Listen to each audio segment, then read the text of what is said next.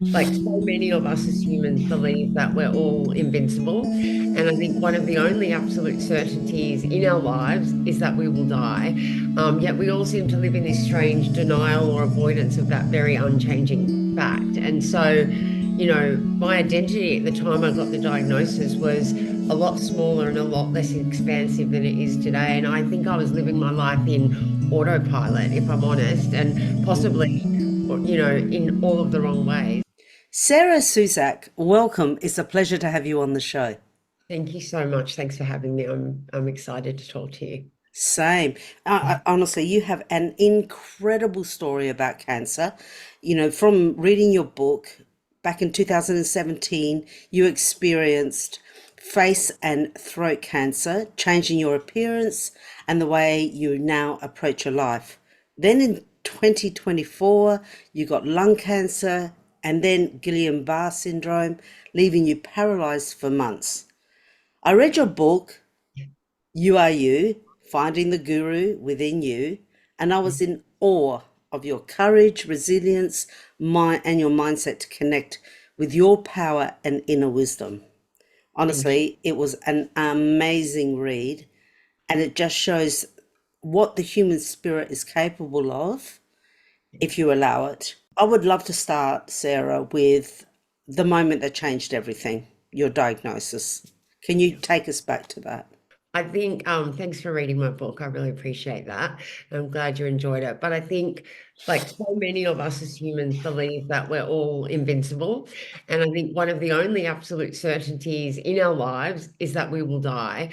Yet we all seem to live in this strange denial or avoidance of that very unchanging fact. And so, my identity at the time I got the diagnosis was a lot smaller and a lot less expansive than it is today. And I think I was living my life in autopilot, if I'm honest, and Mm. possibly, in all of the wrong ways. And I don't think anything will get you assessing your sense of who you are or why you're here than a life-threatening diagnosis like the one I got. And so the story goes that I was in the bathroom and my husband gave me a kiss and I got a really bad electric shock on my face. And I joke that I knew we had chemistry, but this was not normal. And I got misdiagnosed at the beginning, not any fault of the medical team, but with pain neuralgia. But it got worse and worse, and every time I touched my face, it would pulsate. We had just done 8 rounds of IVF treatment to get our baby, and our baby was only 1 year old at the time. But we did a biopsy. It was adenoid cystic carcinoma, which is a very rare and deadly cancer. And the diagnosis that I got and the prognosis that I got was not positive. My doctor said to me at the time, we can operate on your face, we can radiate your face, and we'll probably give you a couple more years to live, but then it will metastasize to another part of your body and you'll likely die. Like that's essentially what Jeez. I got told. But I tell the story in my book. I don't know if you saw it in the Guru Doctor chapter that I literally just walked out of the room. I just chose immediately that I didn't want to listen to this guy and all of his personal view on what my future was going to look like. And my husband and I went out into the corridor of the surgery. My mum stayed in the room to get all the information. And I asked my husband to dance. It was a very strange, I love that. I loved that, reading that. I such loved a, it. yeah, it was such a bizarre thing for Yeah. me to have done because my husband does not dance.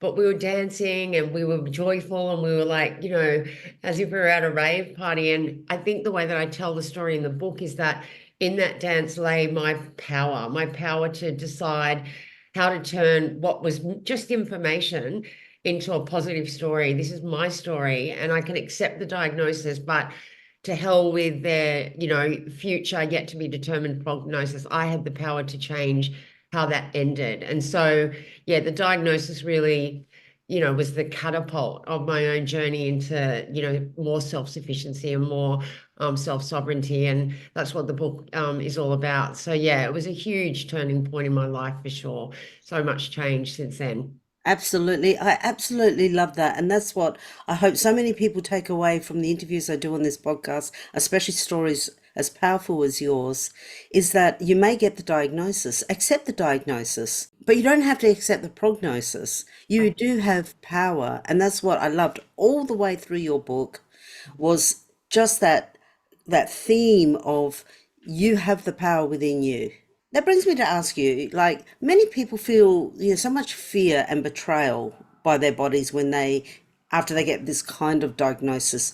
How did your mindset evolve so you could relate to your body, during and after that time? First up is I learnt firsthand how very uninvincible our bodies are, and how, one of my key duties is, in being alive and being a human, is to keep my body well. And it's not a joke, I think, when people say your body really is your temple. You need to take care of what you put in it, what you Mm. put on it, how you allow it to spend its time, what you do, who you spend time with, what you prioritize. And I think our bodies give us very clear signals about what they need. But if we're not awake or aware enough sometimes to listen and then act accordingly, that can be a problem. But I never, I don't think I ever felt betrayed by my body. I agree with you. It's a really common feeling among people that I speak to who get an unexpected diagnosis. But I had this really great moment with, as soon as I was diagnosed, with my kinesiologist. And she said to me, I'm lying there in grave fear for my life. And she said, I really think you need to thank your cancer. And I was like, what? I don't feel grateful towards this cancer at all. But she said, what you need to do is thank it for all that it is about to teach you. But say, it's okay, I'm good now. I have learned and I will learn the lessons you came to teach me, and you can move on, cancer. You can move on. You're free to move on. And that was a really life-changing shift for me personally, away from anger and blame towards my body, and towards focusing on what this experience or what this health challenge could actually bring my life in a positive way, which of course it did. So yeah, I didn't feel that sense of betrayal, and it was probably because of that mind shift that I made when she said those words to me.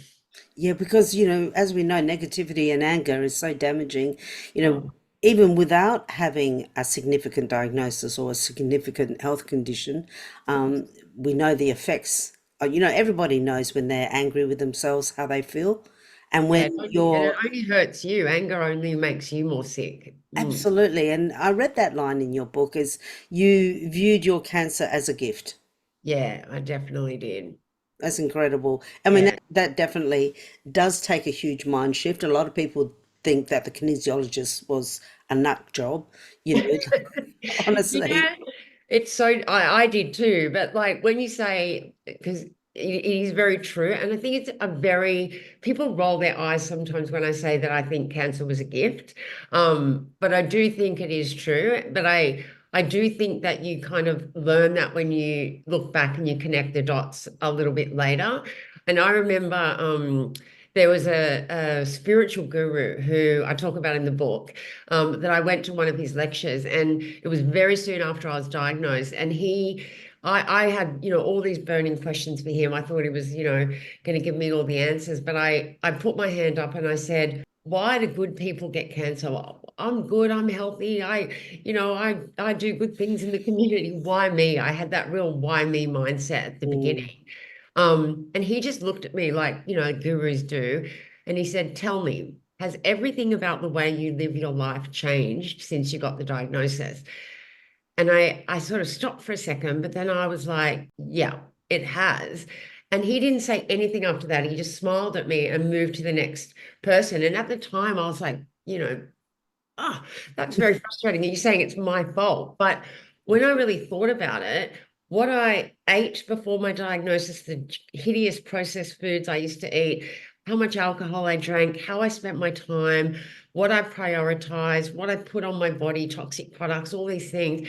He wasn't saying it's my fault that I got cancer, but he was saying that if everything about the way you lived your life before cancer was so good, why then did you change every aspect of it after you were diagnosed? And did I really think that not meditating, drinking too much, smoking, which I did when I lived in Paris, working till 2 a.m. like a nut job, eating burgers and fries, did I really think that all of those did not contribute to my cancer in some way?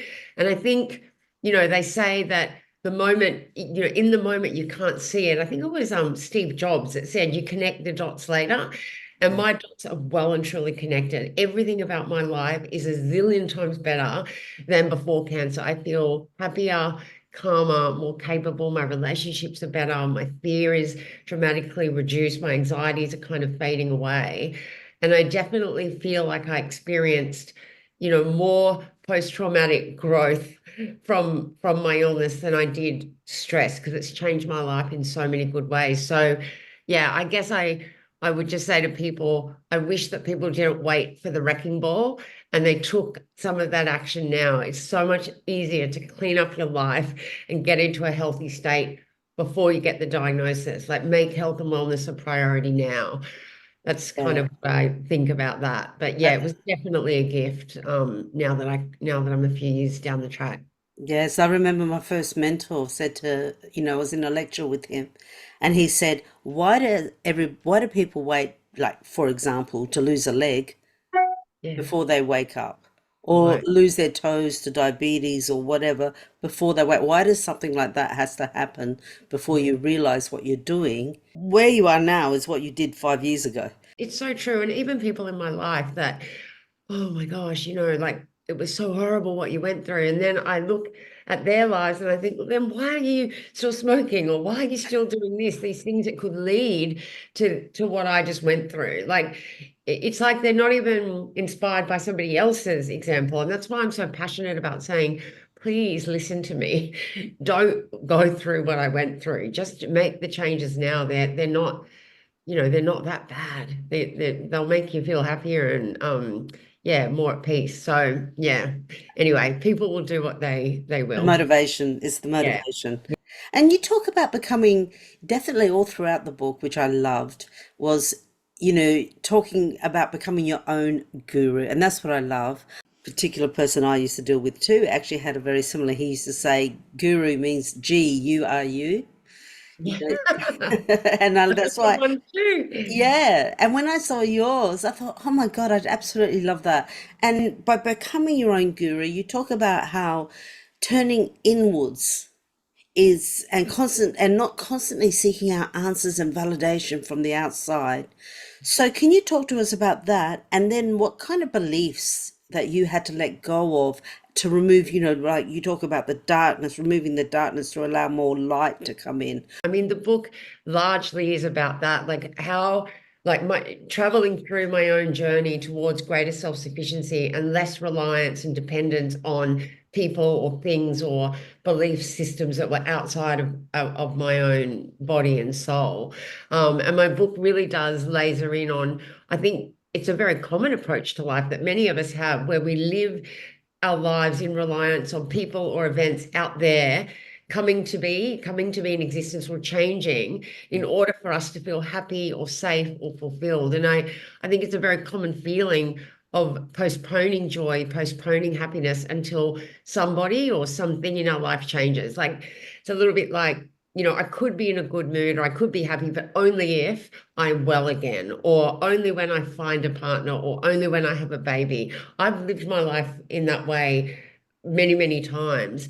But we're postponing our joy if we live that way. We're living our lives in a state of what I've learned is called object referral. And the danger of that is that if you're relying on someone or something else staying exactly as it is in order for you to maintain your happiness or peace, well, then what happens when that thing changes or that thing leaves or that person leaves? What happens to your sense of who you are and your steadiness then?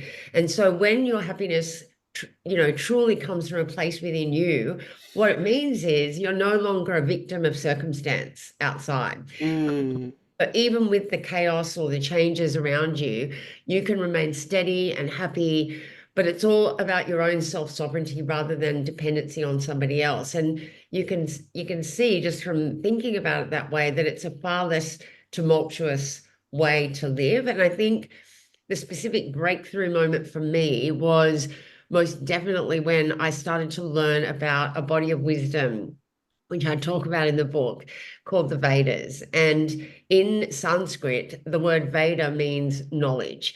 and it's a body of knowledge. Not many people know about it, but it's a body of wisdom that's been handed down over a period of, 8,000 years ago, which I have studied deeply through many, many hours of lectures over the last 4 years. And the teaching in the Veda, one of the teachings, is that I am not just an individual body and personality walking around on this earth.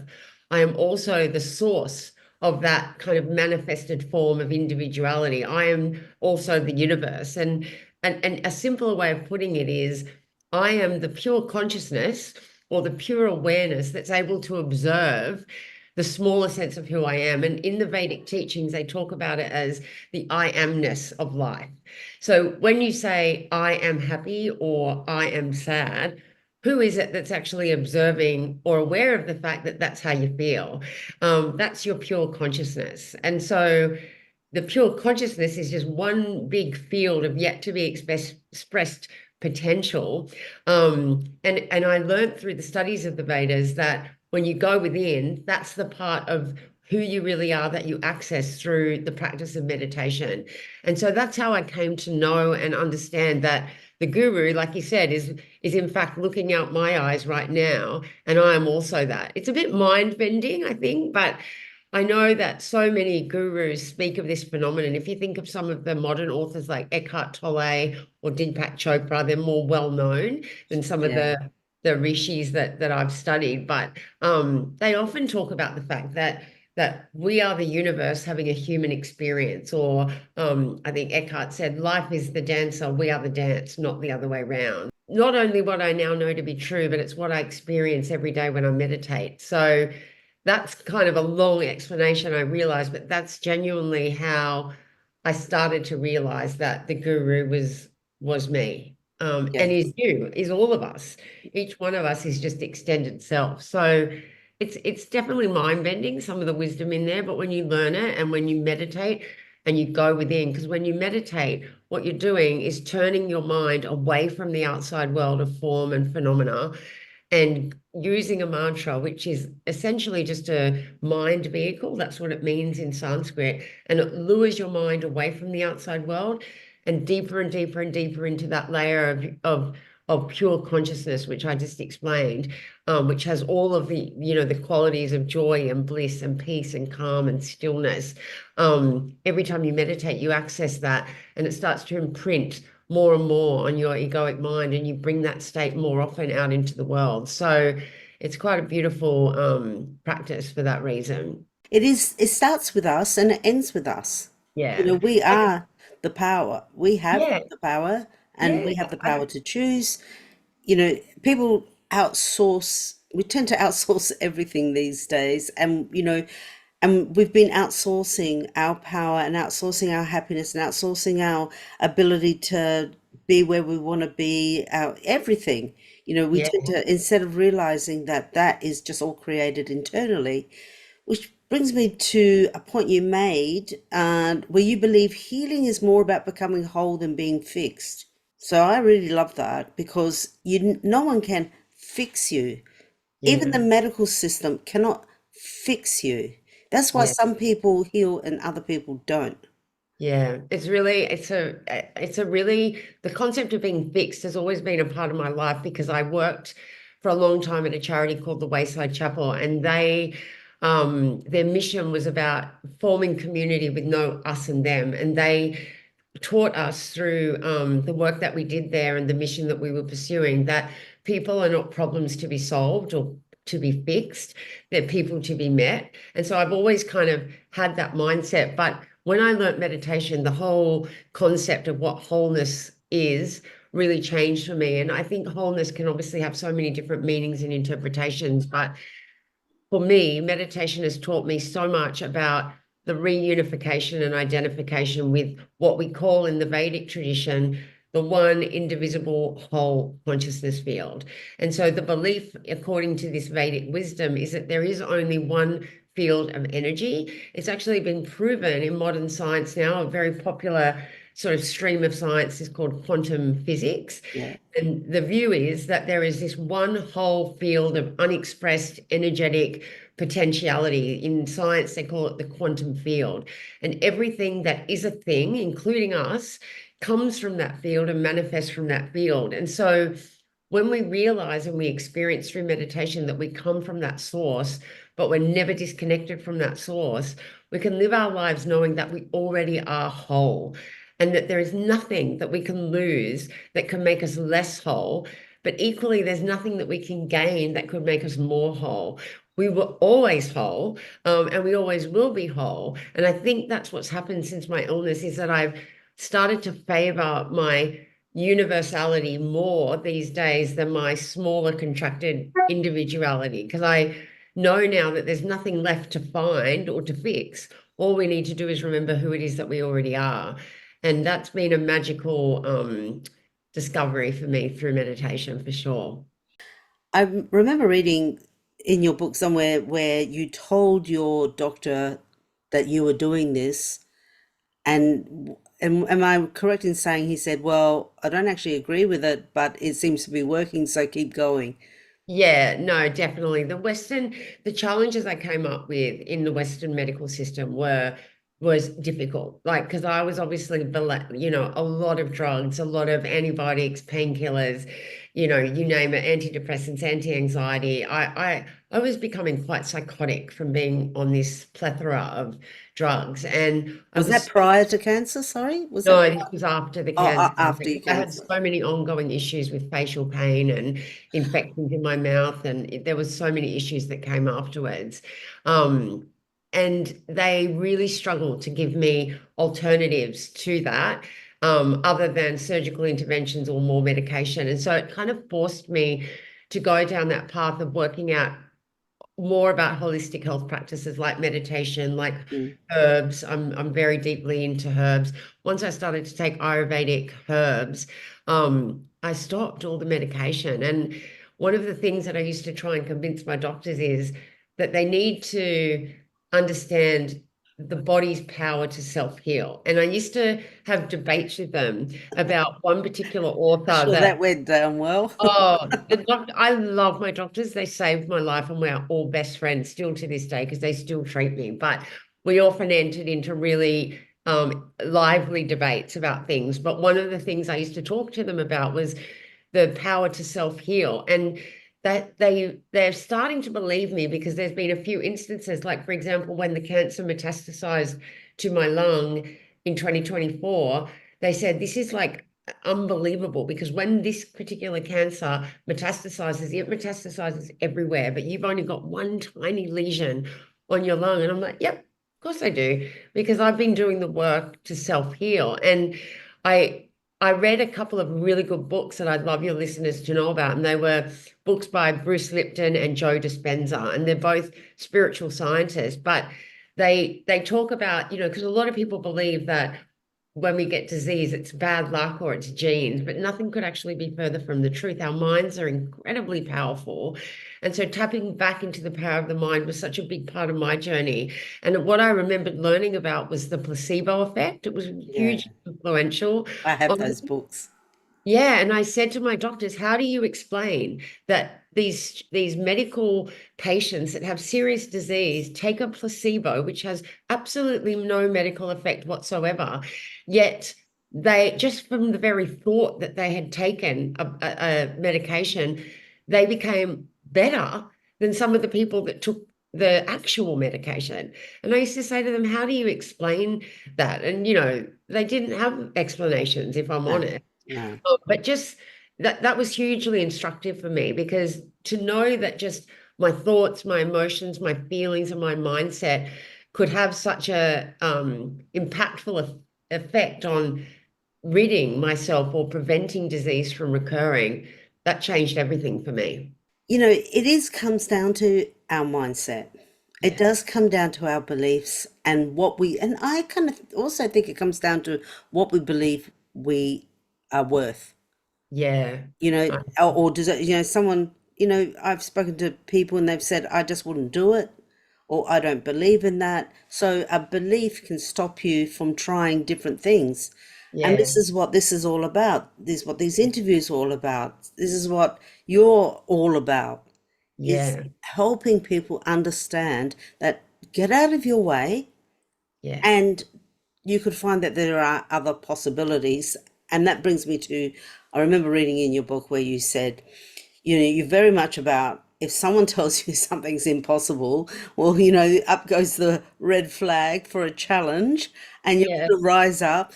And because you actually believe, which I love so much, that it's all of, like we've just discussed, it's all about our mindset, Mhm. but it's about choices.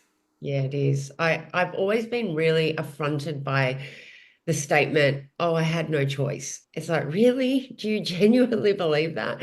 Or is Mm. that just you justifying your, choice Inaction. to take no action? Exactly. So yeah, if somebody says to me, I can't do something, the dial just gets turned right up for me. I'm like, oh yeah. Thank you. You've just become my best friend because you're going to be the reason now that I do succeed or I do, change in the way that I'm looking. But I definitely think people need to take more personal accountability for, how they're experiencing a health challenge or a health diagnosis because you can't change unchangeable facts. If you get a terrible health diagnosis, it is what it is, what it is. But, the power lies with you on how you react to that situation. That choice is always yours, and there's no hiding from that. And that is the power part, isn't it? Yeah. Understanding that we do have the power with us, Yeah. and not just understanding. I think you have to believe it.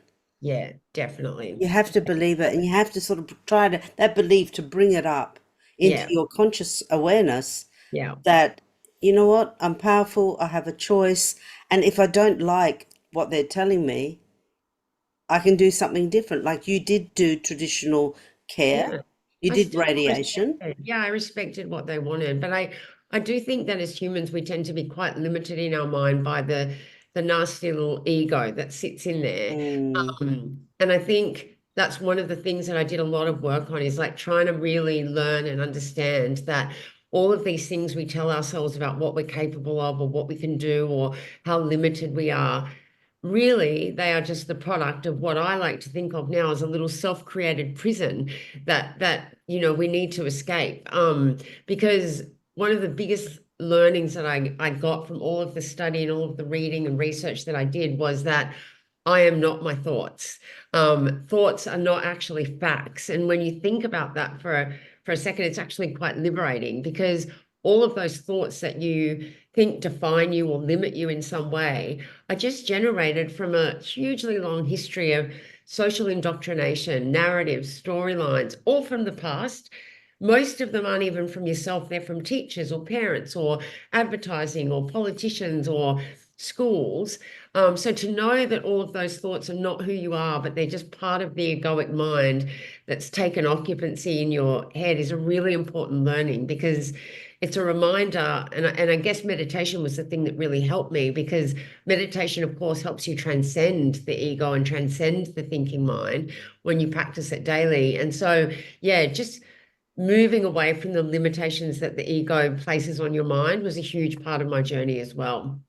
this may be a very hard question to answer because it may be like, how would you know? But do you feel that if you didn't do this, if you didn't change your mindset from where you were prior to cancer, and then you got cancer and just did radiation, that you would have the outcome that you have now? No way. And even the doctors have said that. They consider me like a Wow. medical guinea pig. I'm constantly a case study. Even once I had this little piece of bone inside my mouth. I got osteoradionecrosis and it was, my jaw had been radiated so much that the new bone that they put in my face that was from my leg became very fragile and it started to debride and a piece of bone it's gross, but came through my mouth on the inside and started cutting my tongue. Oh, They were like, this cannot be removed. You have to have surgery and we have to put a new bone. And I'm like, no, no, no, no, no, no, no. Just give me time. And I did a lot of the work that I learned from Joe Dispenza around this. This was the scientist that cured himself from a crippling back condition just with the that's power of right. his mind. you can't, you know, he never had the surgery and his back cured. I mean, you can't argue with that.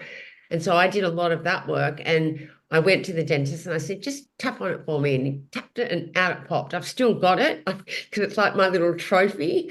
And doctors, even just from little things out like that, they're like, what on earth? Like that, they didn't even consider that could come out on its own that way. So, and same with the metastasis, and same with when I went into hospital last year and was paralyzed from Guillain-Barré, they were like, you know, you'll be in hospital for 12 months minimum. You know, I was out in 2 months and 7 days or something like that. So, and they couldn't believe that either. They said, you know, I had to learn to walk again, swallow again, blink again.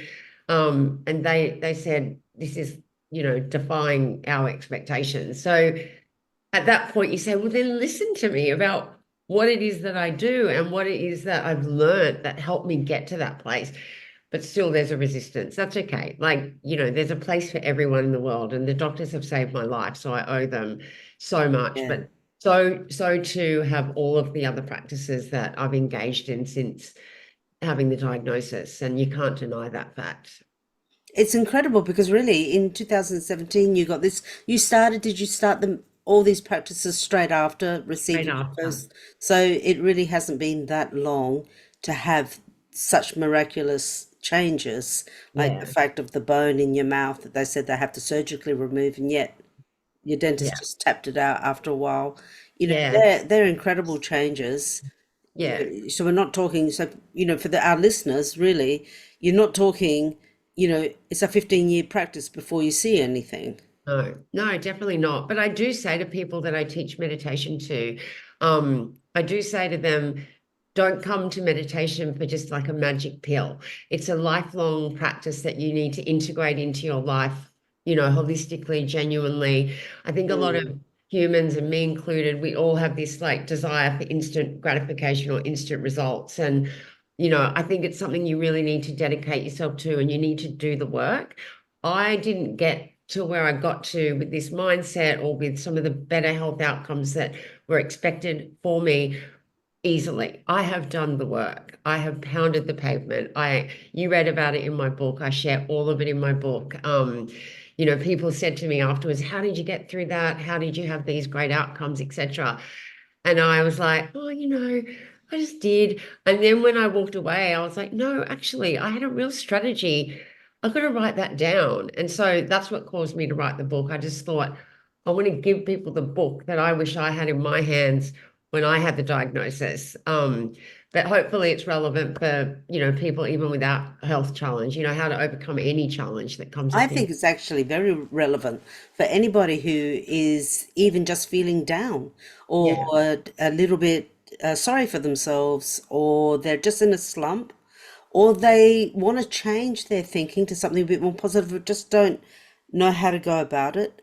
The yeah, book is very relevant for anything. It's all about, empowering yourself, which, is a fantastic thing. yeah, And you definitely use Vedic meditation as your number one. You consider that as your number one lifesaver. absolutely. And that led you to create Medi Steady Go. Give us a quick overview of what this Medi Steady Go is. Yeah, sure. So when I got the diagnosis, the first person I reached out to was a Vedic meditator, totally randomly on Instagram. And I learnt, and he said, you need to go and sort this out quickly. And as soon as you're finished, you come back to me and I'll teach you Vedic meditation. And I did that, and I learnt it and I loved it. I loved everything about it. It was what I loved about it is that it wasn't just a technique, it was also a body of wisdom. And so it was steeped in context for me. What I also loved about it was an empowering technique that once you invested in it and you learnt it, it was yours. You had it in your pocket to pull out, you know, anytime you needed it, in any moment of difficulty or anxiety, and you didn't have to keep going back to a healer, or, you know, it was yours. And so that resonated with me a lot. But when I started to practice, and I've been meditating now for, you know, almost 8 years, twice a day, 20 minutes each time. I haven't missed hardly any, unless, you know, I've been known to say that my house could burn down and I would still do my meditation. That's how much I love it. But I did it for a number of years, and then I thought, I have got to get this to as many people as I can in the world because it's that good. And so I did my teacher training. And now I'm a qualified Vedic meditation teacher, and I set up a business called Medi Steady Go. And what I do is teach the practice of Vedic meditation, not just so people can be calm for 40 minutes a day, but so that they can steady themselves to go back out into the world in a way calmer state, and deal more effectively with the chaos and, ever-changing world that I know exists. And I think a lot of people that have been coming to learn from me have enjoyed the fact that I'm in and of this world. I'm a full-time working mum who also had health challenges, very serious ones, but who's also set up a business and written a book. And they look at me and think, how on earth did you do all of that whilst going through all of that? And I always answer them the same. It's because I meditate. And so they feel like I understand their lives. Like I really get the challenges of modern day life. I've lived it myself. And I teach in the technique in a very practical way so that people feel that they can integrate it into their life easily.